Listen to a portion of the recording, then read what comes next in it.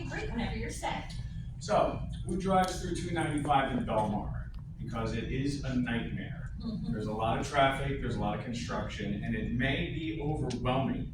There's creeks all over the town and there's no room for highways. When they built 295, there were far fewer drivers on the road. And now this area has become incredibly dangerous, much more so than the rest of the region, but why exactly? And what are they doing about it?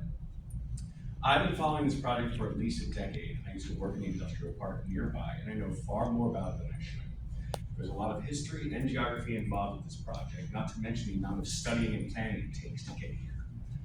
For such a massive undertaking, here is a quick primer to make it easy to understand what's happening there, why we got here, and what we hope to get out of it. Now, the reason for this project, which is called Direct Connect, is pretty simple: traffic volume. 295 was completed in 1961 when there were a lot fewer drivers. By 2013, that number of drivers had ballooned to 3 times as many, 250,000 vehicles on that highway every day. Now, it's easy to see the allure of Route 295 if you live in the area. It's a wonderful alternative to this terrible straight line that is the New Jersey Turnpike, and it also connects Philadelphia to the shore points. Everybody has a favorite shore town, and 295 will take you to whatever highway you need to access that shore town. Now, as you can see, there's a little bit of a gap right here. And if we zoom in on that, you'll see that's the one area in the entire state where it's not connected. There was a valley, and they needed to go through the valley and share the existing highway, Route 42. So that's exactly what they did. And over the last 50 years, an increase in traffic has resulted in massive slowdowns and lane shifts and just a singular location for accidents. After this is all done, they hope to have one uninterrupted highway so that traffic can finally flow continuously for the first time ever.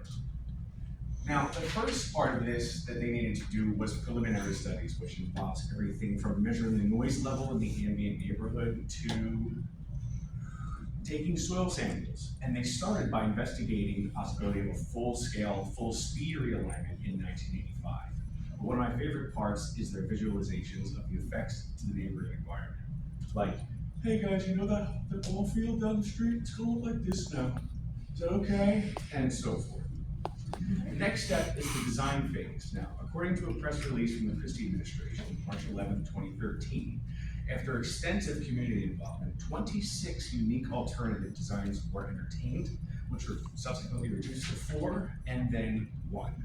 And that one design is so large, it needed to be broken up into 4 separate contracts to 4 colors. Redirecting traffic during construction is a contract. Building the new 295 is a contract. Fortifying the highways underneath is a contract. It's all a contract, and they had to separate it among 4 separate companies that need to coordinate everything. The original timeline for this entire endeavor was 2013 to 2021. It's now 2030.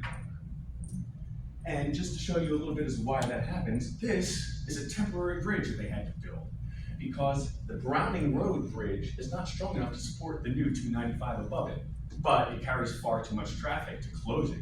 So they built a temporary bridge right next to it to keep traffic flowing, knocked it down and rebuilt it.